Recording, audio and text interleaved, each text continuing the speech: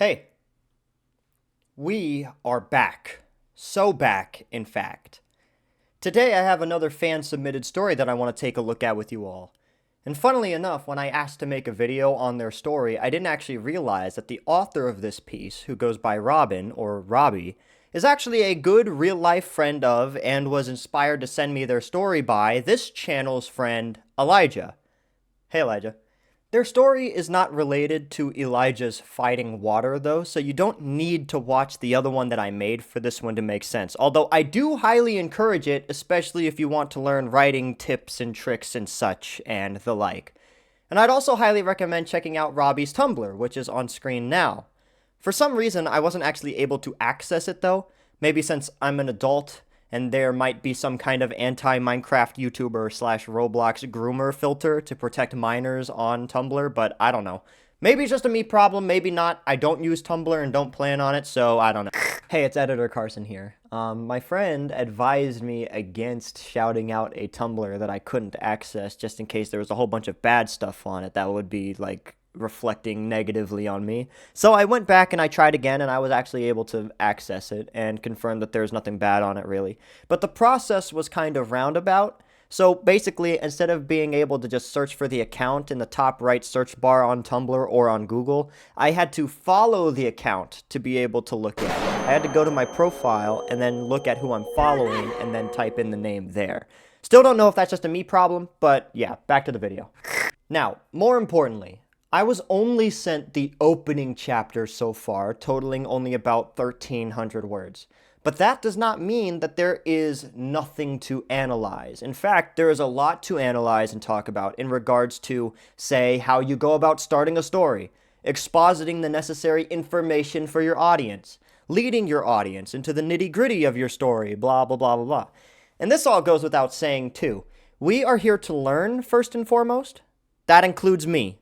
I do not make videos just to rip on people, and obviously I'm not always right. You are allowed to disagree or dislike whatever you want about me, this story, or my analysis of this story. Just as always, keep it civil. So, without further ado, let's start with a summary.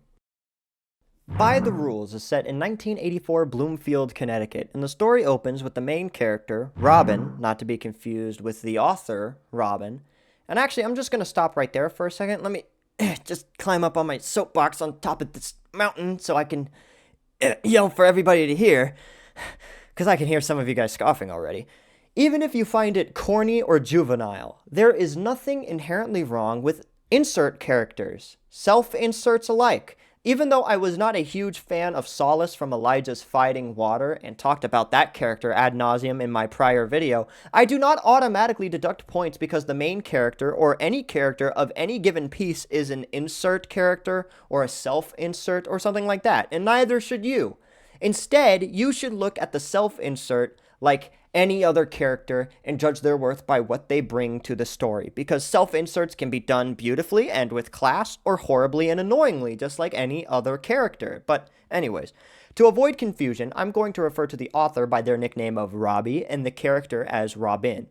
So, Robin awakes from a nightmare in which their brother is in the hospital, listening to the respirator beep together. A sudden flatline snaps Robin awake to their mother calling them downstairs, warning about being late for school, having to eat breakfast, you know, typical morning stuff. Robin goes downstairs where their mother mistakenly calls them she instead of they, and that makes Robin feel annoyed by that minor slight, but ultimately, they don't say anything. That is until Dad suddenly corrects Mom on behalf of them, making them feel better. So, Robin eats and gets ready before heading to the Greater Hartford Academy of the Arts Magnet Middle School. This is where we, the audience, are introduced to Robin's love interest, Zia. Zia gives Robin a can of Jolt Cola on the way to class, just a minor little affectionate thing, you know. And after class, Robin and Zia head to lunch and complain about their school serving spaghetti so often. Robin gives Zia some of their lunch, to which Zia shouts, "Fucking disgusting!" And they laugh before their conversation turns to their shared goal: finding the Il Paese dei Sogni, Italian for dreamland or land of dreams. See, Sometime off screen, before the story even started, there was this goddess named Morrigan who visited Robin and told them to find Dreamland, ushering them to find it as soon as possible. And so they figured they might as well go check some caves after school, as one does. But they'll need some help getting there. So they go to their next class and they pass notes back and forth trying to decide on their plans, but they get caught and need to They get to their next class and pass notes back and forth to decide on their plans, but get caught and need to stop for the time being. So after school, they separate briefly. Robin goes back home and urges their brother Sam and Sam's boyfriend Leo, who's on crutches after an injury playing football, to give them a ride to the caves, explaining that they are on the hunt for Dreamland. So Sam agrees, Leo tags along, and they go to pick up Zia at her house, and that's the end of chapter 1. With the summary out of the way, I want to give credit where credit is due before anything else. I really enjoyed the setup being this prophetic nightmare that Robin has, followed by the kids trying to find Dreamland anyway. I think it's very interesting, if not kind of on the nose, that Robin is actively chasing her dreams almost hubristically, almost to a fault. I can imagine it turning into a be careful what you wish for type story based on this first chapter. And what I mean is, that nightmare at the beginning, technically a dream. So the question becomes, what dreams are worth chasing and what dreams are going to end up getting you killed? That's pretty interesting stuff. And I really hope that this story continues in that direction and becomes a kind of coming-of-age story about managing to temper your expectations and be careful about promising-sounding dreams that could end up becoming nightmares, and basically how reality fits into your dreams. And now, obviously, it wouldn't just be about giving up hope and childlike wonder and magic and all that junk, but to evaluate logically if your dream is 1, too idealistic, 2, possible in the first place, or 3, worth it in the long run. Another thing that I really appreciate is the use of third-person narration and the obvious contrast in all of your characters. Never once did I accidentally confuse one character for another. And I reckon that if you stripped away all of the names in the first chapter, I could still infer who was speaking, unless it was Leo maybe, who has comparatively few lines of dialogue than the others. But regardless, that kind of contrast, that is no easy feat, and I think that deserves special recognition, I'd say. For example, I like how Robin is a lot more relaxed, a lot more contained, and maybe even a little bit muted compared to Zia or Sam, who are loud and often snarky or maybe a little crude. And I hope that is a consistent stylistic choice throughout your story and not just an accidental genius. Now, I want to move on to a little something else, a weird little middle portion that I'm not exactly sure where else to put, so I guess I'm putting it here. And it's only one thing, not necessarily a bad thing either, but just something that I was wondering about after my read-throughs. See, if you recall, this story takes place in 1984 Bloomfield, Connecticut. But that information doesn't actually appear in the story so far. But you did feel the need to tell me in your email, Robbie, hence why I bring it up. And I'm just curious about whether or not it actually matters when or where we are. And I say that because just in the first chapter, the setting almost seems to work against the themes that you want to include. And not just because nothing really indicates that setting to me in the story other than the words like groovy or rad. And look, I don't believe that fiction has to be ultra-historically, ultra-factually rigid just to work.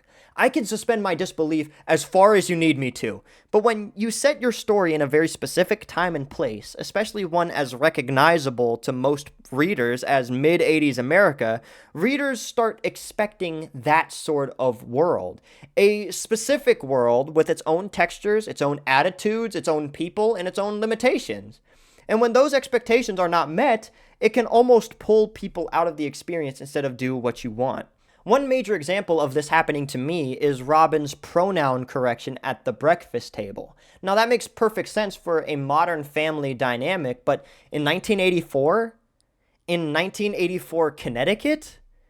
That conversation would have looked, sounded, and felt very differently if you asked me. So moments like that kind of risk creating some kind of tonal or historical dissonance in your story. Because you're saying 1984, but it really feels like 2025.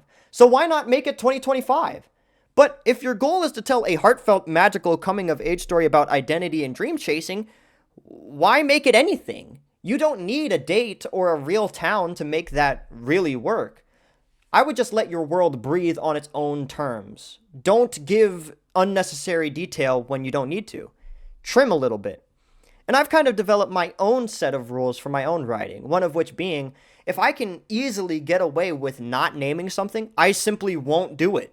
I will not name it. So, with the good and the middle out of the way, I think it's time we get into my real critique. And I'll start by saying this. I feel as if this story has some pretty obvious shortcomings, and the first of which I would like to focus on is pacing. The events of this opening chapter, big picture-wise, in a word, I would probably say packed. Maybe a little too densely packed. Because if we look at the main story beats of this setup chapter, we see a prophetic dream sequence, a typical morning routine scene, a rather unceremonious introduction to Robin's love interest, plan making over lunch, and then a kind of rushed recruitment scene at the very end, getting all of the gang together to actually start on the adventure. That is 5 whole things. In only nearly 1,300 words, you've got, I would say, too many story beats. It almost reads like you're trying to get all of these out of the way in chapter 1 so you can get to the stuff that you want to write about in chapter 2, when most of this stuff is very interesting character work in and of itself that could be drawn out to great effect. I have one particular example that I want to talk about, but I'm going to do that a little bit later instead when it's a little bit more thematically appropriate, so keep all of that in mind for later. But I would just recommend breaking your first chapter into the multiple story beats and giving them maybe a chapter each and letting the characters just exist for some more time. But keep in mind, if you do break the story beats into their own chapters and slow it down a little, you're probably going to have them reaching Dreamland a lot later than you might want to. So it's a bit of a balancing act. Don't just do one or the other. What character traits are important to learn pre-Dreamland reveal and what can be saved until after?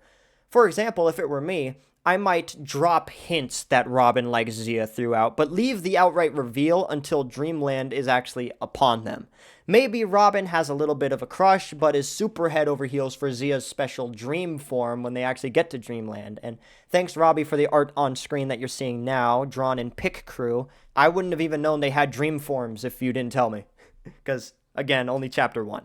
Speaking of Zia, characters like Zia could use a more ceremonious introduction given how important they are to the story.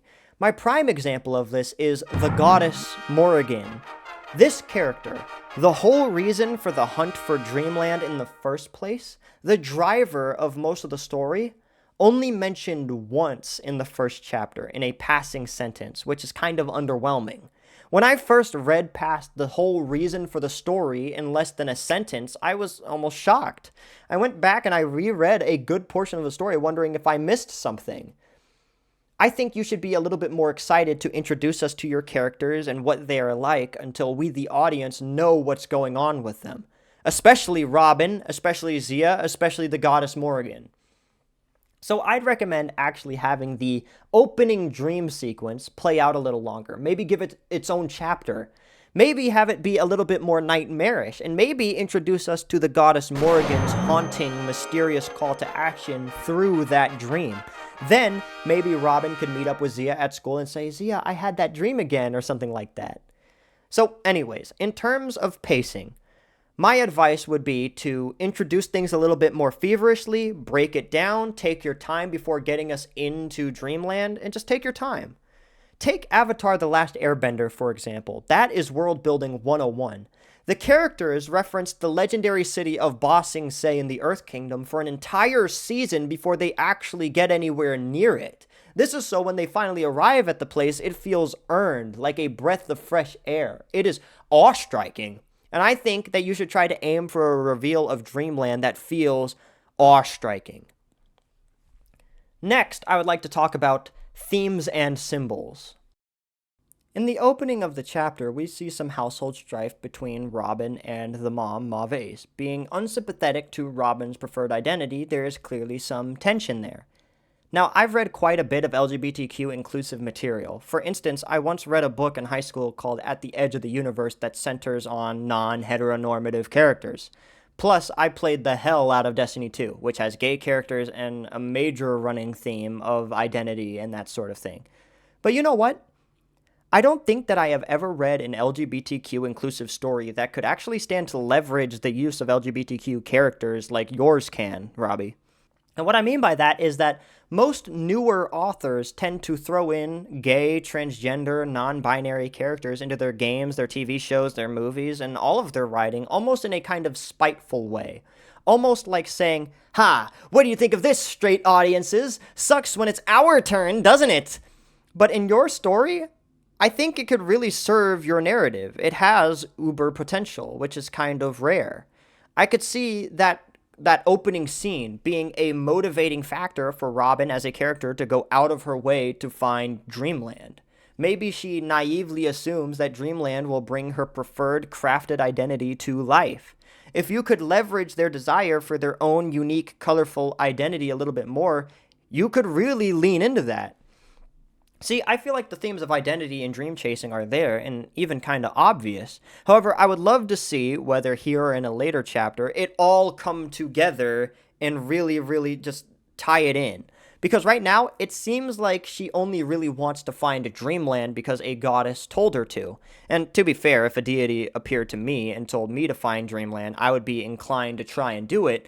But it's never made clear why or even if Robin necessarily wants to go do it. And I think she wants to, but why? So I would offer this advice. If something, anything in your story is going to stick around for a while, try to weave it through a little bit more intentionally. And this applies to all of your themes and symbols, obviously. Because right now, the opening they versus she discrepancy doesn't seem like it goes a whole lot of anywhere. It seems more like flavor text than anything when it could be used for so much more. That leads me into my next thing. Tone. The tone of your story could stand to be a little bit more uniform throughout a single chapter. For example, the page breaks. You use a page break when a scene ends, which is acceptable. You are allowed to write like that, even if I personally think you rely on them a little bit too heavily when you could just as easily make a new chapter for a new story beat. However, the way that you actually go about page breaking is a bit off-putting. See, Robbie, you use these special dreamy patterns like stars and squares, and these are cute. I honestly really like them, but they seem so out of place here. It's like that one clockwise wipe from SpongeBob's episode, I Was a Teenage Gary. Where's the bubble transition? I need something that feels a little bit more like what the story actually is so far. So save those stylish page breaks for when we're already in Dreamland, where they will feel a lot more stylish and interesting and give that story a little bit more of a sense of whimsy.